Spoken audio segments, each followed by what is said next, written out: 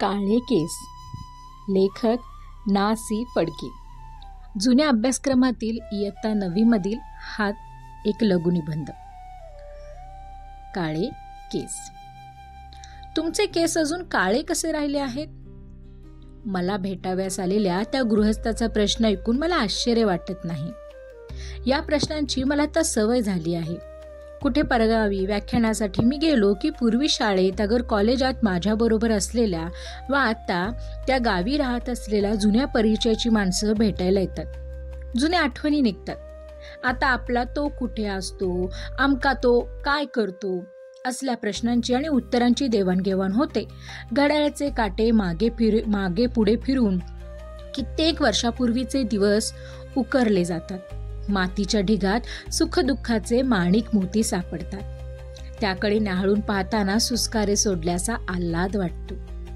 अशा गप्पा रंगात आल्या की परस्पराच्या वयाचेही अंदाज पडताळले जातात.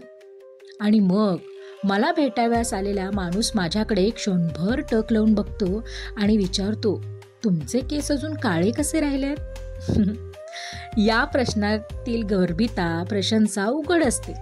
स्तुती निंदेची पर्वा न करणारा मी, पण ती तारीफ ऐकून मला बरं वाटतं. मी हसतो व गप्प बसतो किंवा दुसरा विषय काढतो. प्रश्न विचारणाऱ्या माणसाला उत्तर हवंच असतं असंही नाही. तुमचे केस अजून काळे आहेत ही मोठ्या आश्चर्याची आणि भाग्याची गोष्ट आहे एवढंच त्याला म्हणायचं असतं. तुमचे हे बोलणं ऐकून मला एवढा आनंद झाला हा अभिप्राय माझ्या हसण्यातून व्यक्त झालेलाच असतो. त्याचा हेतू साधलेला असतो. माझं कर्तव्य मी केलेलं असतं. हा विषय बदलला तरी त्यांची हरकत नसते. पण एकदा एक गृहस्थ माझ्या कणपटीलाच बसले राव. ते म्हणाले, विषय नका बदलू.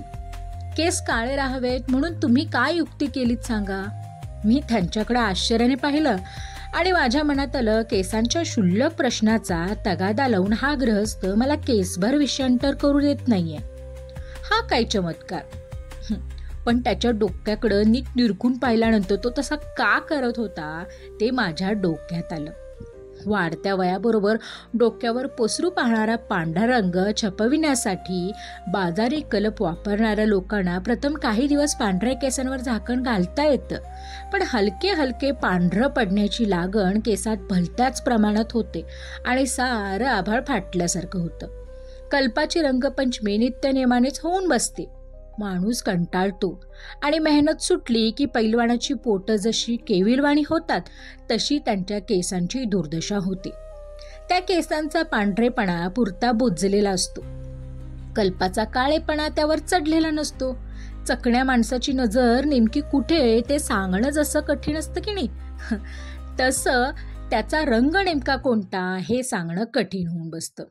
त्याच्या रंगाची छटा हुबेहूब वठवणं निष्णात चित्रकाराला देखील अशक्य होतं बरं का. मी आपले केस काळे राखण्यासाठी काहीतरी विशेष उपाय केला असला पाहिजे अशी समजूत माझ्या मित्रांनी का करून घेतली होती ते माझ्या लक्षात आलं. मी म्हटलं, मी कोणतीही युक्ती केलेली नाही. केस काळे राहिले, झालं. ते म्हणाले, तुम्ही खरं सांगत नाही आहात. केस आपोआप काळे राहतात काय? बोला, खरं बोला, काय इलाज केलात?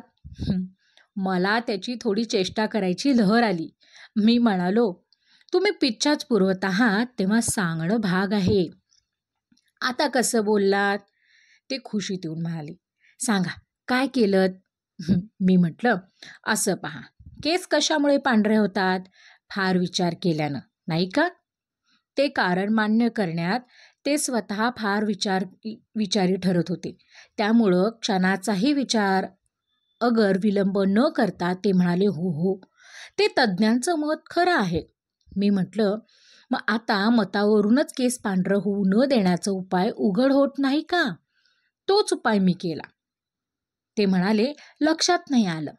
मी म्हणालो, उगीच भ्रम आहे लोकांना, असं म्हणून मी त्या गृहस्थांना तो विषय तेवढ्यावरती सोडायला लावला. पण ते माझा निरोप घेऊन गेल्यावर माझ्या मनात आलं, तुम्ही विचार केव्हा करता? असा प्रश्न मला कोणी केला तर मी काय उत्तर देईन? तुमची लिहायची वेळ कोणती असा मला प्रश्न नेहमी विचारला जातो.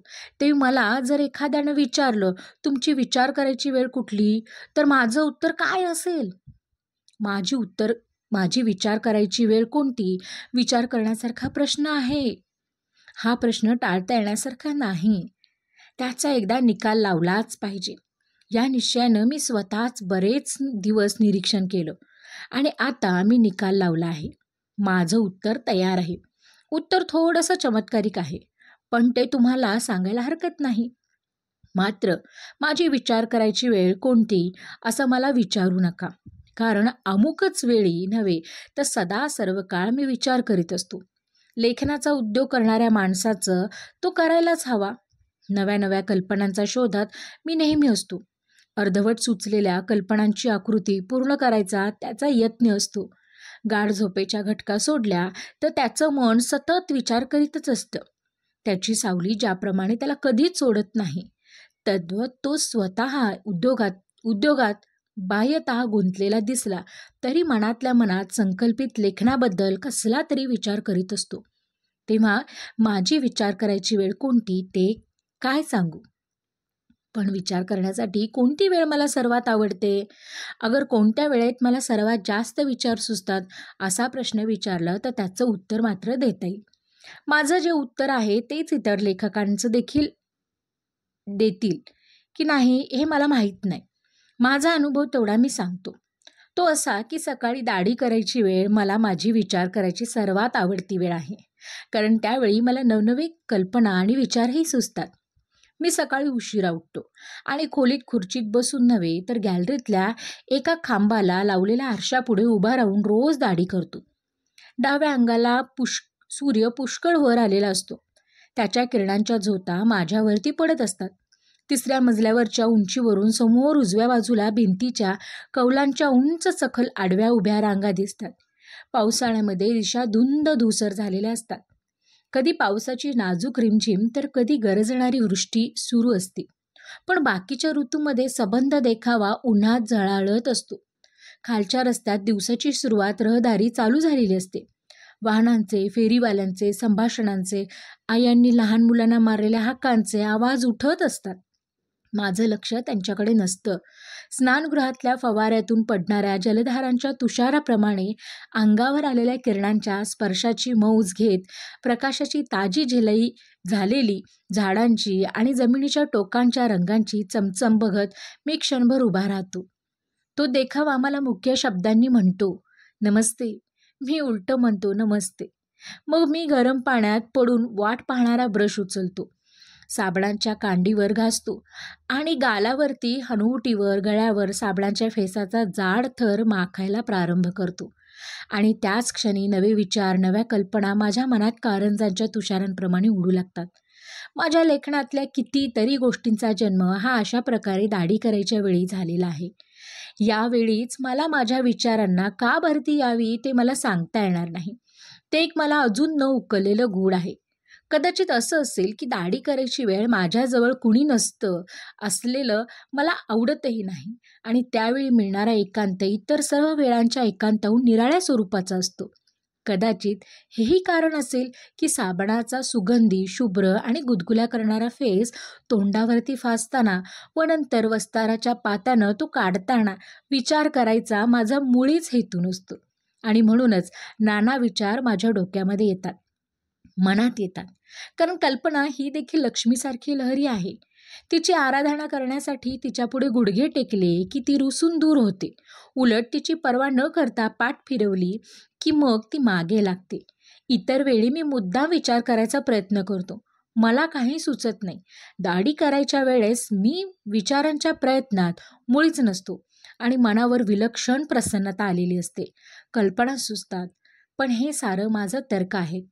खरं म्हणजे दाढी करायच्या वेळेस कल्पना उचंबळून काय यावी हे माझं मलाच सांगता येणार नाही. माझा एक अनुभव तुम्हाला सांगितला. तो तुम्हाला पटला नाही तर सोडून द्या. मात्र पटावा म्हणून एवढंच सांगतो की हा छोटासा लेखसुद्धा दाढी करता करताच मला सुचला. मी लेखकाला सांगितला.